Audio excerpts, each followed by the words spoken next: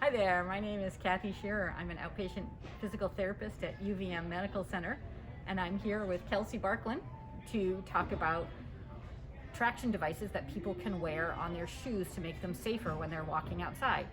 Kelsey is also a physical therapist and a recent graduate of the UVM DPT program. Hi, thank you, Hi. Cathy. So we live up in Vermont. Obviously, it's snowing outside there right now.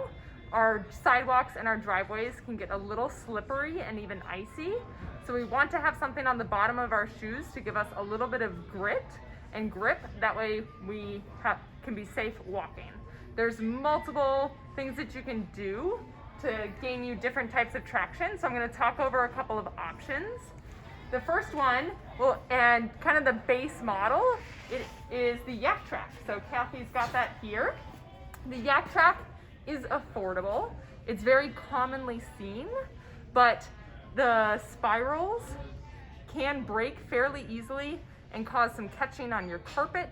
And the actual rubber to pull up and over sometimes can be a little difficult for your hands to pull that up and over.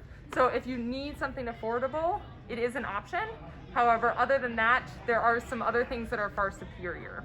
I've also heard that these are dangerous if people are walking, if they forget and leave them on when they step inside on a hard floor. Yeah, it actually feels almost like you're on ice when you're on a regular floor, just because all you're stepping on is that metal. So it's not a bad option, but take them off before, not a great option, but take them off before you go inside. Yeah, or leave them on a pair of shoes that are strictly an outdoor shoe that you take off immediately when you get inside. Our next option is a nano spike. So either one. Yeah. A nano spike, we have a couple different versions of these. I personally like these for walking on the sidewalks in Burlington, going to the store, whatnot, because you can also walk inside and you'll have the rubber grip and the metal. They won't catch on the carpet as much. You still need to make sure that you're cautious when walking on anything that is not outside. But there is a couple of different options of this. I will say this one is still pretty difficult to get on and off your shoes, so it might be one that you leave on your outdoor shoes once you get it on. So this is an up and over, just like that. But once it's on there, it's nice and secure. All of these traction devices do have a size guide. Kind of an easy way to make sure that you can simply put it on and off is choose a size range that you're within, or even one larger. So if I fall within the medium, I might choose to get a large. That way I can make sure I can pull it up and over nice and easily, or if my hands are cold. And if you get a size larger, it'll still fit snugly. You don't have to worry about it sliding around on the shoe. Not too much, yeah. Okay. If you end up popping into the outdoor gear exchange for this, there's always someone that can help as far as sizing goes. Yeah. So that's the nano spike. There is a version that is very similar to that called the exo spike.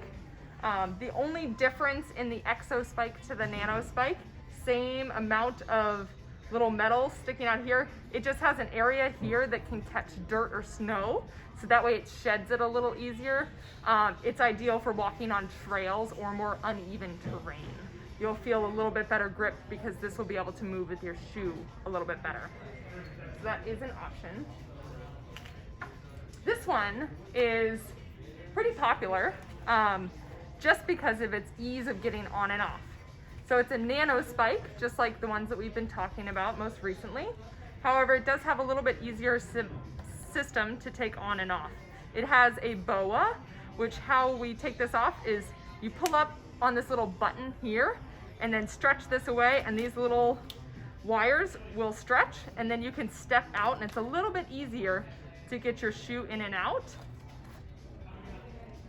When you need to tighten it, you push down on the button and then twist to the side, and that will tighten right around your shoe and stay on there super securely. So that is a little simpler to take on and off. I think for the price range it's actually the same price, so that's good. Yeah, actually, I was gonna say, can you talk about the price range and the different types? Yeah.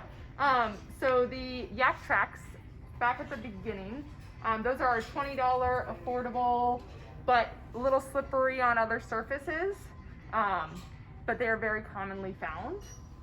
Our nano spikes are somewhere in the $20 to $50 range. And this is that option for walking in and out of the grocery store, in your driveway, things like that. And this one is also on that nano spike range. I would say nano spikes are honestly the most common for walking around town. And then finally, the most traction device that's a little bit above and beyond what we need around town or in our driveways is something called the micro spike. These are popular among people who are going up to Camel's Hump to go hiking, and strictly something that you wear outdoors only on rougher terrain. So not necessary for in town, would actually make you feel like you're up on stilts and make you a little uneasy on your feet. So I do not suggest micro spikes for walking around town or in your driveway. But if you want to do more aggressive trail hiking, that would be a good option. Yeah, that would be a good option. It's the same pullover system as, I would say, majority of those nano spikes. So getting that size that you're on the lower range or sizing up to make that a little easier is the option. Yeah. Things I would generally suggest for traction is making sure that you obviously have help, or you yourself are making sure that you're keeping your sidewalks clear. Sand is something that you can pick up locally for free to kind of put on your sidewalks, or salt to keep the ice from collecting.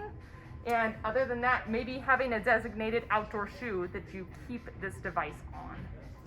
One strategy we've also heard from people is that they keep a small bag of sand or kitty litter in a Ziploc bag in their purse or in their coat that they're using to take outside. And if they come up on a spot they think is particularly icy, they can pull it out and put it on the ground there. I hadn't heard that. That's a great idea. Yeah. Well, also, let's talk for a second about trekking poles. Sometimes people ask about using those in the winter when they're going for a walk just in their neighborhood. Yeah. So trekking poles, many of you are familiar. Cathy, if you want to grab one from that wall right back there, I can example. Trekking poles can give you a lot more stability. Right now, when I'm standing, I only have 2 points of contact with the ground, which is my feet. But then I can add hiking poles, and then I have one. So I have 3 points of contact or 4 points of contact, which gives you a lot more stability. Just think about if you're going into the store or anything like that, if you need to carry anything else, even just one trekking pole can be a good assist. There's 2 different types of trekking poles. There's one that stays at its full length all the time, and then there are these adjustable kind, which Cathy grabbed for me here. So a good safe range to have your trekking pole that will be comfortable and not seem cumbersome is have it at a height that your elbow feels about 90-degree bend right here. So this would be about the height I would put my trekking pole if I wanted to use it as an extra assistive device. People can also use a ski pole if they have one at home. Yeah. Yep. That's a good tip about using 1 versus 2, thinking about what you have to carry out of the store. Mm-hmm.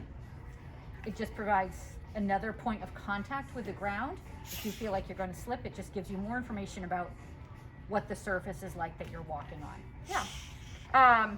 And if you need, or if you think that these little metal tips are a little too much for your terrain, they also have rubber tips that can cover up this metal tip, which is handy in the summer as well. Okay.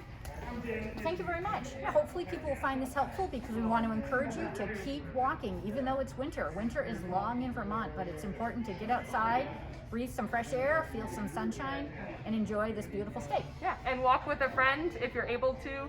Obviously wear masks, and or a family member that's close within your bubble. That way you have somebody out there to stay safe.